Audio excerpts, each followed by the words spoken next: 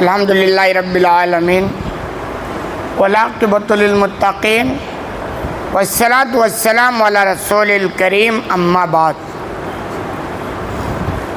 باتیں نبی کریم صلی اللہ علیہ وسلم کے معجزات کے تعلق سے ہیں۔ حدیث نمبر ہے 3586 عن حذیفہ ان عمر بن الخطاب رضی اللہ عنہ۔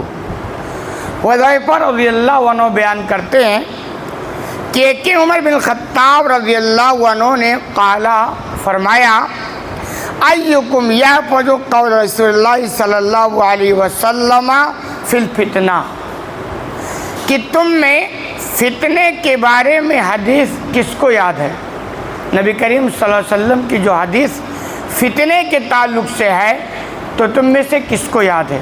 یعنی عمر بن خطاب جو خلیفہ بھی رہ چکے ہیں، یعنی خلافت کا ان کو اللہ نے موقع عطا فرمایا، تو ایک مرتبہ ساتھیوں سے کہہ رہے تھے کہ فتنے والی حدیث کس کو یاد ہے، یہ بتاؤ۔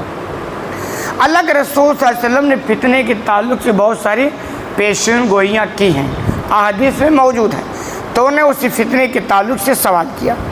فقال حذیفہ انا احفظ کما قال، حذیفہ بیان کرتے ہیں کہ میں نے کہا مجھے یاد ہے، اور جیسے آپ نے بیان کیا ویسے مجھے یاد ہے۔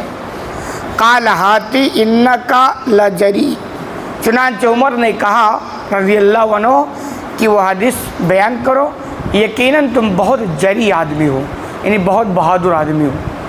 یعنی حذیفہ کو کہہ رہے ہیں کہ حدیث سناؤ، تم نے یاد کیا ہے اور تم بہادر آدمی ہو۔ قال رسول اللہ صلی اللہ علیہ وسلم، چنانچہ وہ بیان فرماتے ہیں کہ اللہ کے رسول صلی اللہ علیہ وسلم نے بیان کیا فتنۃ الرجل فی اہلہ و مالہ و جارہ، کہ آدمی کا فتنہ، آدمی کی آزمائش اس کے گھر والوں میں ہے، اس کے مال میں ہے اور اس کے پڑوسیوں میں ہے۔ آپ نے فرمایا تین چیزوں کا تذکرہ کیا ہے کہ گھر والوں کے ذریعہ بھی بندے کی آزمائش ہوتی ہے، اور مال کے ذریعہ بھی ہوتی ہے، فتنہ بنتا ہے، اور اسی طرح پڑوسی بھی آدمی کے لیے فتنے بنتے ہیں۔ ان تینوں پر غور کریں گے تو بات بالکل آیا ہے۔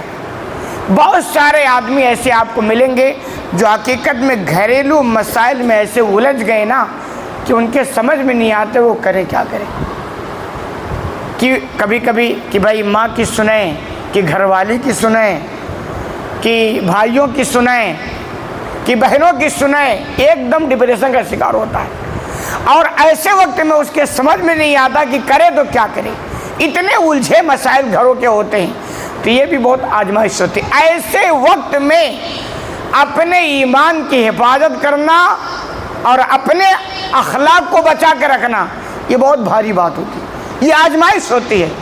تو اللہ کے فرماتے ہیں یہ خطرناک فتنہ آزمائش ہے۔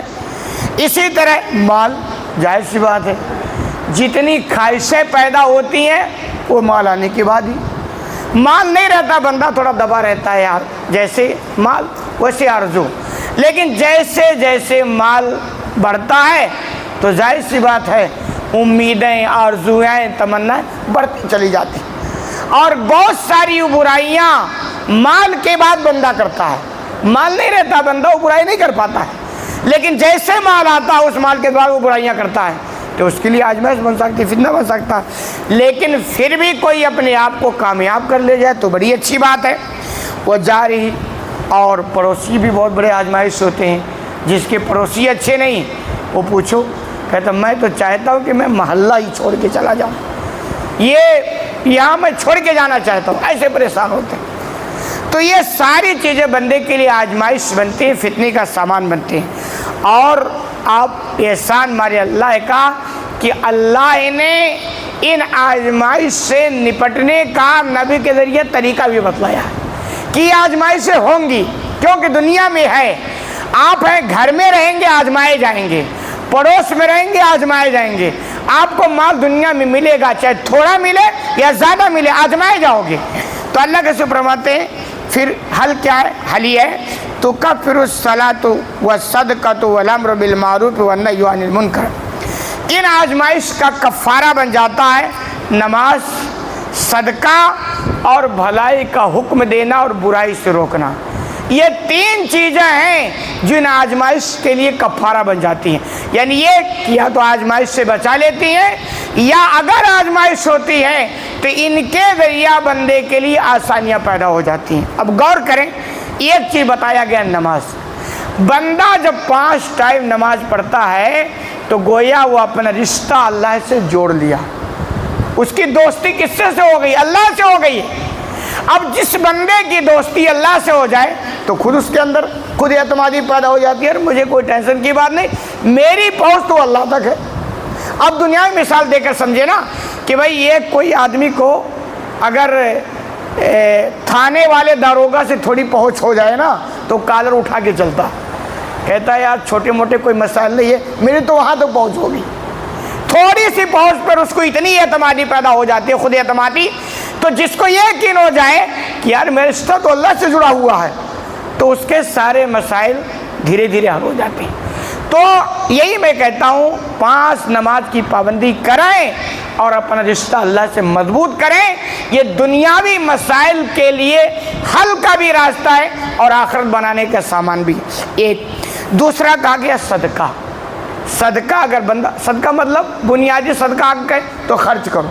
آپ دیکھیں جو آزمائش بنتے ہیں، گھر والے، پڑوس کے لوگ اور مال، بندہ جب خرچ کرتا رہتا ہے نا تو آپ اس پر غور کریں، وہ آزمائش نہیں بن پائیں گے۔ مثلا بسا اوقات بندہ گھر میں بہت کنجوس ہوتا ہے، بیوی پر نہیں خرچ کرتا ہے، بچوں پر نہیں خرچ کرتا ہے، ماں باپ پر نہیں خرچ کرتا نا، تو سب اس کے لیے فتنہ بن جاتے ہیں۔ لیکن وہ اگر اپنا گھر ہاتھ کشادہ کر دے خرچ کرنے پر نا جو اللہ نے دیا ہے تو سارے لوگ اس سے محبت کریں گے، اس کے لیے آسانیاں پیدا کریں گے۔ تو دیکھیں یہ بھی اگر دیکھیں تو ایک سبب پیدا ہوتا ہے کہ صدقہ نہ کرنا بھی آزمائش کا ذریعہ ہے، اور صدقہ کرے تو آزمائش کے لیے اس کے لیے نکلنے کا راستہ بن جاتا ہے۔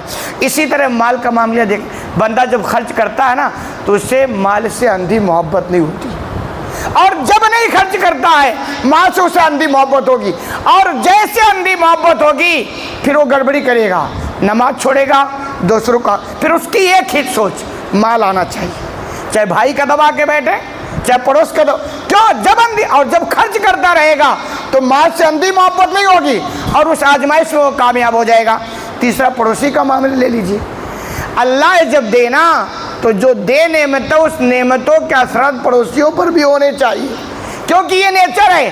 اللہ نے آپ کو خود سال بنایا ہے نا تو آپ اچھے سے کھا رہے ہیں پی رہے ہیں، آپ کو سب کچھ اللہ نے دیا، پڑوس والا پریشان ہے، آپ کی کوئی نعمت کا اثر اس کے اوپر نہیں آ رہا نا تو اندر اندر وہ جل رہا ہے آپ سے، اور اگر وہ بگڑا ہوا پڑوسی ہے نا تو موقع کے تلاش میں بھی رہتا ہے۔ گویا اگر آپ ان کی پابندی کریں گے تو ان 3 امتحانوں میں انشاءاللہ آپ کامیاب ہو جائیں گے۔ تو 3 چیزیں ہیں جو آزمائش کے لیے راستہ آسانی پیدا کرتے، نماز کی پابندی۔ اللہ کے بندو نماز مت چھوڑو، بہت مضبوطی کے ساتھ نماز کی پابندی کرو، کیونکہ یہ رشتہ بندے کو اللہ سے مضبوطی کے ساتھ جوڑ دیتا۔ خرچ کرو، میں کہا کرتا ہوں جو آپ کے پاس تھوڑا ہی کرو گے ماں سے اندھی محبت نہیں ہونی پائی، اور جب خرچ کرو گے تو آنے کا راستہ بھی برقرار رہے گا۔ اور تیسری جو چیز کہ بھلائی کا حکم دو اور برائی سے روکو۔ بہت سارے مسائل ہمارے اس لیے الجھتے ہیں نا کہ ہم صرف اپنے اکیلا دیندار بن کے رہنا چاہتے ہیں، تو جب آپ اکیلے بن کے دیندار رہو گے اور پورا سماج بگڑا ہوا ہے نا تو آپ اکیلے دیندار بن کے نہیں رہ پاؤ گے، بڑا مشکل ہے۔ اچھا سماج کیوں بگڑ گیا ہے؟ اس لیے کہ جو ذمہ داری دی گئی کہ ہر مومن کی ذمہ داری ہے کہ وہ بھلائی کا حکم دے اور برائی سے روکے۔ ایمانداری سے پوچھیں، ہمارے پڑوس میں کوئی غلط کام ہوتا ہے ہم روکتے ہیں؟ نہیں روکتے ہیں۔ ہمارے سماج میں کوئی برائی ہے، بسا اوقات روکنے کی طاقت بھی ہوتی ہے، ہم تماشا کھڑے ہو کے دیکھتے ہیں۔ ایمانداری سے بتائیں، ہم نماز پڑھتے ہیں، پڑوسی نماز نہیں پڑھتا ہے، کیا ہمیں کبھی توفیق ہوئی کہ یار کبھی پیار سے سمجھائیں؟ ہماری کیا ہم سمجھتے ہیں صرف امام صاحب کی ذمہ داری ہے، مولانا صاحب کی ذمہ داری ہے، ہر ایک کی یہ ذمہ داری ہے۔ یہ ذمہ داری آپ سمجھیں گے تو ایسی آزمائشوں میں آپ کے لیے آسانیاں پیدا ہوں گی اور راستہ نکل جائے گا۔ حدیث لمبی ہے، باقی بات انشاءاللہ اگلے درس میں۔ اللہ رب العالمین سے دعا ہے کہ الہ العالمین تو ہمیں کہنے سننے زیادہ عمل کرنے کی توفیق عطا فرما، آمین۔